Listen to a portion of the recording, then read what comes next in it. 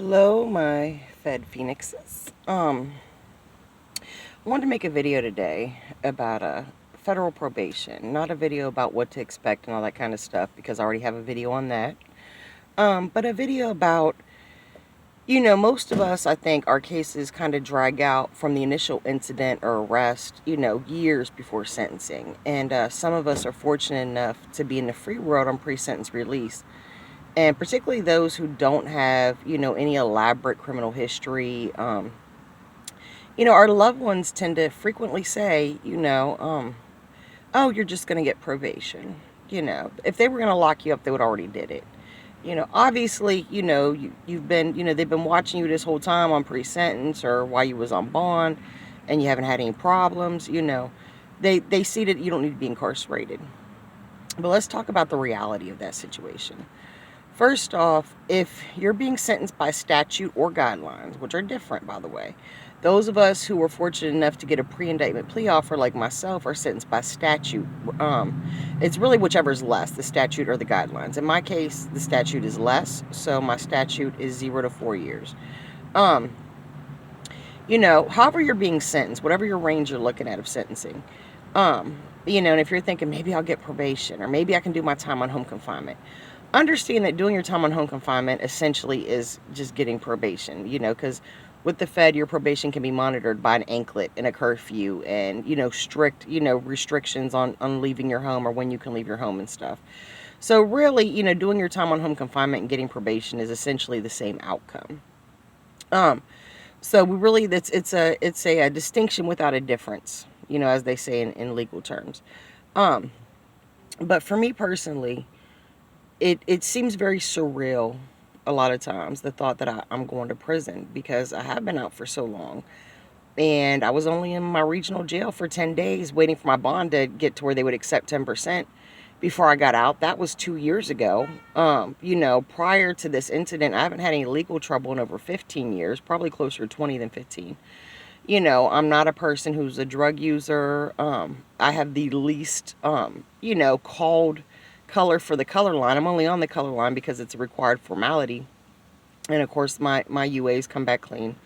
I take care of my aging parents, one of which has Alzheimer's, late stage, and is in a hospice. And another one we recently found out had cancer, which is beyond words, a difficult situation. But it's hard to fathom that a judge would put someone like myself, someone who is not only not a threat to their community, but someone who is actually, beneficial to their community in the free world. But so let's talk this through, and let me help you figure out if there's any realistic possibility that you will get sentenced to probation, aka be allowed to do your time on home confinement. Sorry, I'm at a park and a bug keeps flying in the window, and I'm allergic to some bugs, so I was like, might have to call 911 and get stuck with an EpiPen here mid-video. That'd be some new content, huh? So anyway, now let's say your range, okay, of how you're going to be sentenced, again, whether guideline, statute, whatever your situation is 17 to 29 months, or something like that. If the bottom of your range is not 0 months, you're going to prison. Now, what really sucks is, let's say you got sentenced to 6 months. If you're somebody who's already incarcerated and isn't on pre-sentence release, then you'll probably end up either going to get time served for that 6 months, which is great because now you get to go home or go to a halfway house directly. But if you're not getting time served, you got 6 additional months on top of however long you've been sitting already in the county, you're going to have to probably do that 6 months in county, because it's going to take them every bit of 3-4 months shuffling you around on the chain gang, diesel therapy, Con Air, whatever, to get you to your actual prison. At the most, you might do a month or two in your real prison. But the majority of your time is obviously going to be done or has been done in county jail, which we all know is the worst of the worst of the worst. Other than like a super violent supermax, or at least a maximum security prison, county is the worst fucking time. Particularly if you get bounced around a lot during that time because you're in transit to various county jails. But, so unless the bottom end of your guidelines is 0 months of incarceration, you're going to prison. I mean, that's just not negotiable at this point. You may have a paid lawyer who's gassing you up more than a public defender would, because, you know, he's telling you what you want to hear because he's getting checks to do that. But I'm not going to sugarcoat things for you. You know, I don't give myself the luxury of delusion, and I'm not going to give you that either, because in our position we can't afford that. We need to be realistic and be ready. Now, let's say the bottom end of your guidelines is in fact 0 months of incarceration. You know, you need to really ask yourself, you know, when you go in front of this judge, is it going to be apparent that you're a benefit in the community? Because even if you're not a detriment, if you're not actively a significant benefit in some way, shape, or form, you're probably going to prison. Is this your first? Have you ever been to prison? Because maybe you've priors, but you've never actually been to prison. If you've been to prison previously, you're definitely going to prison with the feds, whether you did fed time or not previously, whatever time you did. Now, if you've done a couple little short stints in county, maybe you won't go to prison. You know, and just know, you know, sometimes my mind plays with the idea that I'll be able to do my time on home confinement, or I'll just get probation because of my circumstances, because the bottom of my range is 0 months, because at my plea hearing, my judge said he certainly will not be doing an upward departure, because, you know, I have very sick elderly parents who depend upon me, because I'm not a person in any type of active substance abuse of any sort, because I'm not a person whose alleged crime was even violent or had a victim, you know. But at the end of the day, as much as you want to lean on that and you want to think that, and of course your loved ones want to think that, either due to just an ignorance of how the federal system works, or because they're being empathetic towards you and they want what's a more comfortable, better outcome for you, or a combination of those two things. But as a federal defendant, even if you got a paid lawyer who is working hard for them checks and telling you, you know, you're going to be fine, they wouldn't put you in prison. No, you're a great guy and you run a charity, and just know that you need to be 100% mentally, physically, financially, emotionally, spiritually, economically, socially prepared to go to prison, because that is never not on the table with the feds. It just isn't. And more often than not, even people with me, you know, my range when I go to sentencing is 0 to 4 years. You know, even with the bottom range being 0, I know that most likely I will get a year and a day. That's a common sentence in the feds. They do that because you have to have more than a year. So they add a year and a day, in order to get your 54 days a year off for good behavior. I may get 2 years. Make it 3 years. I may get the full 4. But I know that I'm not going to get more than the full 4. And I really just am preparing myself to get the 4. Now, you may be thinking, well, since the feds don't have, you know, parole, you know, you're in due. They say 85% because it's just an easier number to compute, but it's actually 87% of your time you'll do. Because that's what it comes out to when you minus 54 days out of a year. But if I get a year and a day, I would not even have time to do RDAP when I go to prison. If I get a year and a day with good behavior, I'll be in prison between 9 and 10 months. I'll go to the halfway house for a couple months. And then I'll be home. I'll actually be in prison about 8-9 months. Yeah. And then I'll go to the halfway house for a couple months. Then I'll be home. If I get sentenced to 2 years, now we're talking 108 days off for good behavior. So we'll just round that to 90 months, or to 90 days to 3 months. So that takes me down to a year and 9 months. And so with halfway house time, typically that'll be like a year and a half and 3 months halfway house. Now, if you can add in RDAP, if I get sentenced to 2 years and I qualify for RDAP, and hopefully I can get in within a month or two of getting in there, I'll be in there long enough to complete the RDAP program, which is a 9-month program. So probably a month or two plus RDAP. So 10, 11 months. And then I'll go to the halfway house for about 6 months, and then I'll be home. If I get the 3 years, so 54 times 3 is what, 162?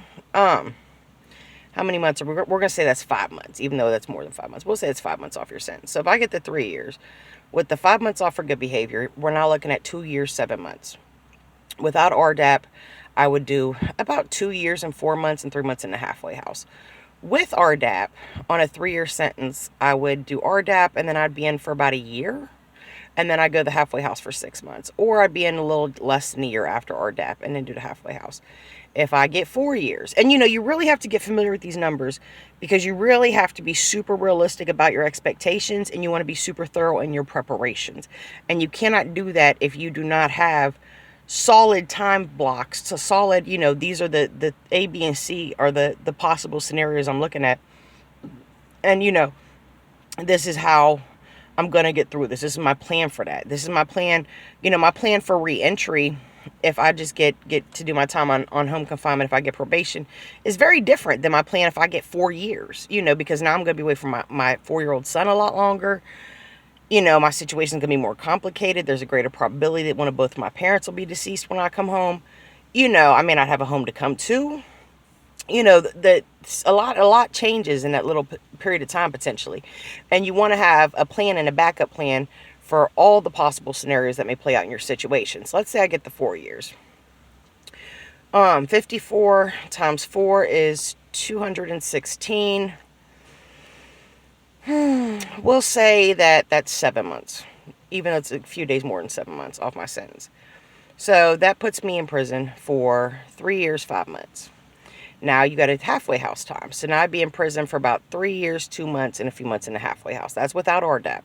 Now with RDAP, I would go in, I'd probably be in there about a year. I'd do RDAP. Once I finish RDAP, I would go to the halfway house. I'd be at the halfway house for about 6 months. Then I'd be home. Obviously, if you haven't caught on to it, RDAP is a huge game changer for people, especially people with smaller sentences, even if you have a huge sentence, 10, 20, 30 years, taking that little, depending on how long you're sentenced to, is how much credit you'll get for RDAP, how much time they'll knock off your sentence in general, and how much extra halfway house time you get. And I've mentioned in many videos why you want extra halfway house time. So, if I get sentenced to 1 year, there won't be time to do RDAP. 2 years, I would literally be doing RDAP, going to halfway house and coming home. 3 years, and see, if I just get sentenced to like the 2 or the 3, they may only take 9 months off my sentence for RDAP and give me 3 months extra halfway house. Now, if I get the 4 years, they should take a whole year off my sentence, plus give me an extra 6 months halfway house, which means I'd be in the halfway house for 9 months. So, how we originally had figured, so that's a year and a half, a year off my sentence, an extra 6 months halfway house. So, plus the 7 months for the good behavior. So, we went from 3 years, what was it we looking at, 3 years and 5 months? If you add in RDAP, now I'm only doing like 2 years. Yeah, they'll knock a year off for good behavior, and I'll do an extra 6 months in the halfway house versus in prison. So a little hair under 2 years. There's obviously a world of difference, particularly for a first-time inmate, between 2 years in prison and, a little over 3. And the more halfway house time, the better for my situation. I made a video about why some people don't go to halfway house. They choose to opt out of it. I'm definitely not opting out of it. I need transitional time. I need time to get things in order. I need time to start, refiling in family court to get my son back. I need time to, really assess and be as a great assistance as I can be to my loved ones who are not well. Assuming they're still alive at that point. If I get to 4, that's not necessarily guaranteed. I'm going to need time to secure my financial situation. I'm going to need time to, to try to grow my YouTube channel, because if this actually takes off into something profitable, that would be an incredible blessing. And, in order for that to even be possible, I have to invest a lot more time into it. And obviously, when I come home, I'll be working on learning how to make thumbnails and edit videos and, add tags to my videos and do all the cool stuff, that people that succeed at this actually do. Of course, even if it doesn't succeed, if it just, if it helps a few people, be better prepared and better informed, then, it's served its purpose. And I'm comfortable with that being the takeaway. But, sorry. Yep. Y'all know I stay making these videos in the car now in the parking lot. But that's because I no longer live in my home. And I'm staying with family, and my living quarters is a very tiny bedroom in a very loud environment. So, which I'm grateful for, because don't nobody owe me nothing, and they gave me that, and I appreciate it. But, so the takeaway from this, though, is if you're thinking, well, maybe I'll get probation. Maybe I'll get to my time on home confinement.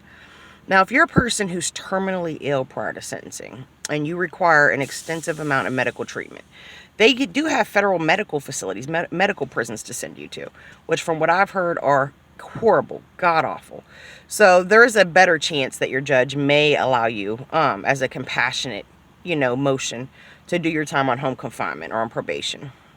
But if your crime, if the bottom of your, if the least on your sentencing guidelines, whether it be guideline or statute, is not 0, you're definitely going to prison for a period of time. If there was a gun involved, you're definitely going to prison. If there was any violence, you're definitely going to prison. If you've ever been incarcerated in the past, you're definitely going to prison.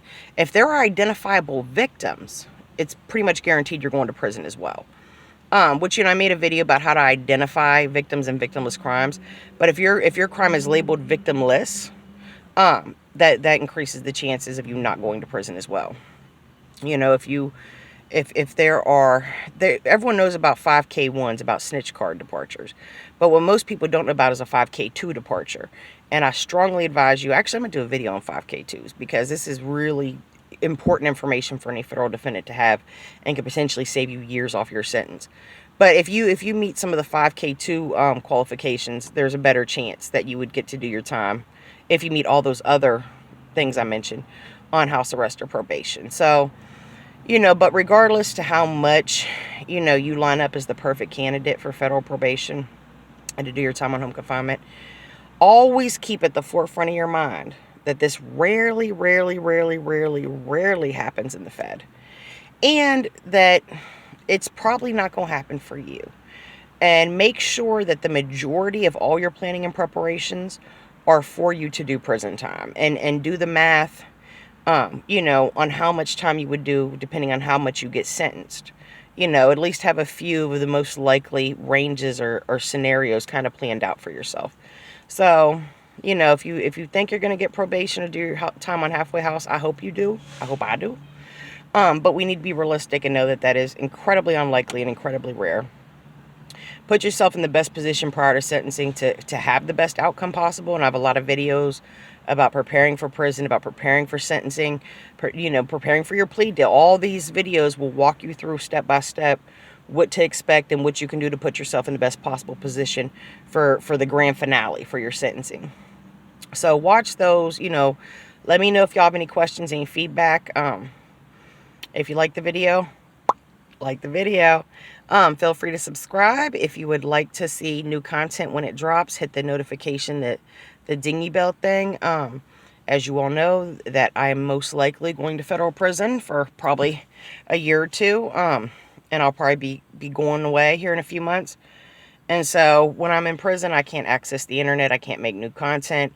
So if you want to see when I come home, and all the new information and new experiences and the transformation that I've probably went through physically and mentally and emotionally and spiritually, from my incarceration, hit the notifications bell, because then when I come home and I start making content, you will be made aware. If you don't hit that, out of sight, out of mind, I'm not insulted. It just is what it is. You probably will not see the other side of this journey for me. So, and I really do appreciate you coming along with me and keeping me company on all this, and hopefully we can be a benefit to one another. So, good day, God bless, and thank you for your time as always, and fly high, my phoenixes.